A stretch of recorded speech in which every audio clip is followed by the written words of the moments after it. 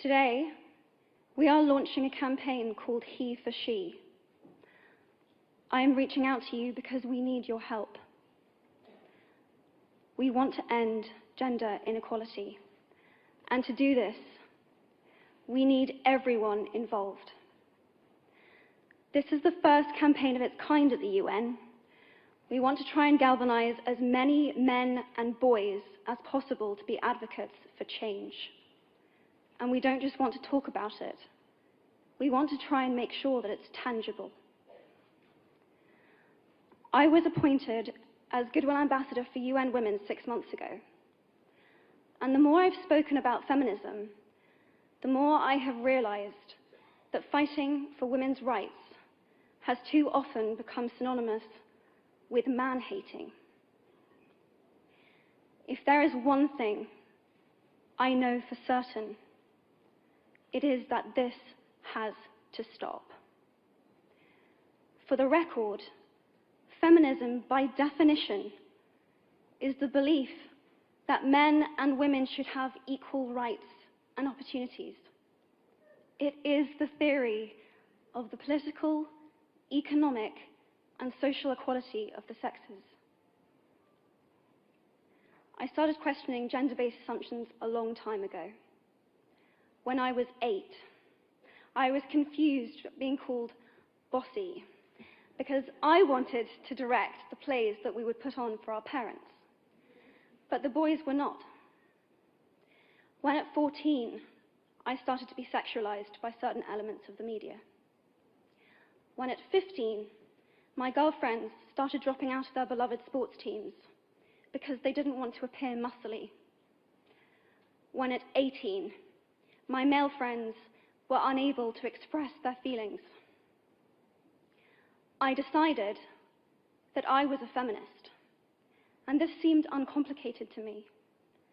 But my recent research has shown me that feminism has become an unpopular word. Women are choosing not to identify as feminist.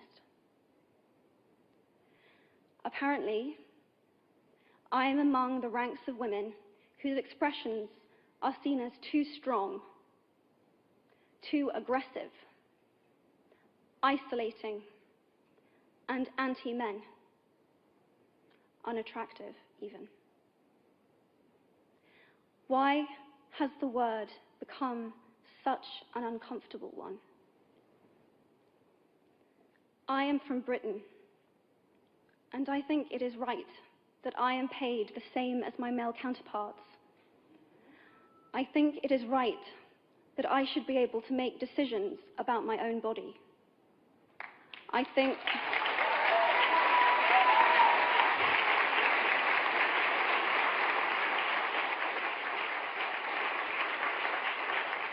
think it is right that women be involved on my behalf in the policies and the decisions that will affect my life. I think it is right that socially I am afforded the same respect as men. But sadly, I can say that there is no one country in the world where all women can expect to receive these rights. No country in the world can yet say that they have achieved gender equality. These rights I consider to be human rights, but I am one of the lucky ones. My life is a sheer privilege because my parents didn't love me less because I was born a daughter. My school did not limit me because I was a girl. My mentors didn't assume that I would go less far because I might give birth to a child one day. These influences were the gender equality ambassadors that made me who I am today. They may not know it, but they are the inadvertent feminists who are changing the world today. We need more of those. And if you still hate the word, it is not the word that is important. It's the idea and the ambition behind it. because not all women have received the same rights that I have. In fact, statistically, very few have been. In 1997, Hillary Clinton made a famous speech in Beijing about women's rights. Sadly, many of the things that she wanted to change are still true today. But what stood out for me the most was that less than 30% of the audience were male. How can we affect change in the world when only half of it is invited or feel welcome to participate in the conversation? Men, I would like to take this opportunity to extend your formal invitation.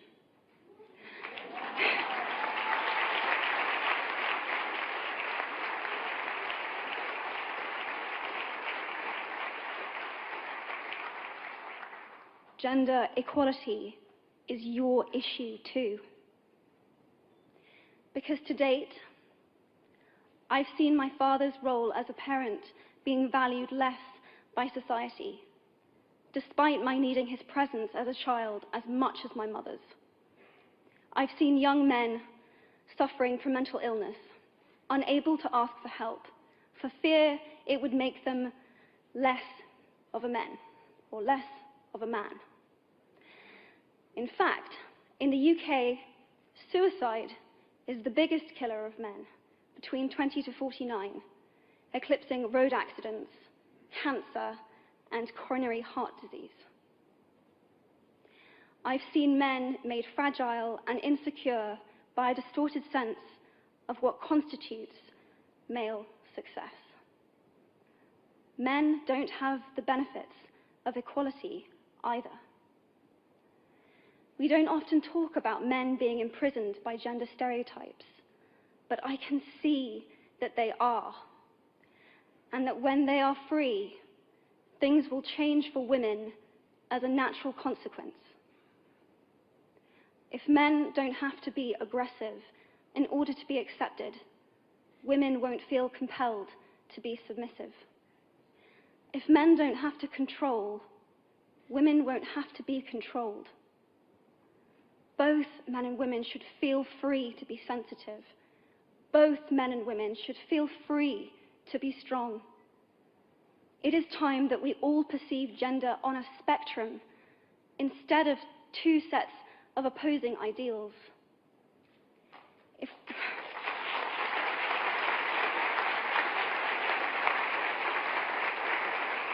If we stop defining each other by what we are not and start defining ourselves by who we are, we can all be freer. And this is what HeForShe is about. It's about freedom. I want men to take up this mantle so that their daughters, sisters, and mothers can be free from prejudice, but also so that their sons have permission to be vulnerable and human too. Reclaim those parts of themselves they abandoned, and in doing so, be a more true and complete version of themselves. You might be thinking, who is this Harry Potter girl? And what is she doing speaking at the UN? And it's a really good question. I've been asking myself the same thing. All I know is that I care about this problem, and I want to make it better. And having seen what I've seen, and given the chance, I feel it is my responsibility to say something. Statesman Edmund Burke said, "All that is needed for the forces of evil to triumph is for good men and women to do nothing." In my nervousness for this speech, and in my moments of doubt, I've told myself firmly, if not me, who? If not now, when? If you have similar doubts when opportunities are presented to you, I hope that those words will be helpful. Because The reality is that if we do nothing, it will take 75 years, or for me to be nearly 100, before women can expect to be paid the same as men for the same work. 15.5 million girls will be married in the next 16 years as children. And at current rates, it won't be until 2086 before all rural African girls can have a secondary education. If you believe in equality, you might be one of those inadvertent feminists that I spoke of earlier. And for this, I applaud you. We are struggling for a uniting word, but the good news is that we have a uniting movement. It is called HeForShe. I am inviting you to step forward, to be seen, and to ask yourself, if not me, who? If not now, when? Thank you very, very much.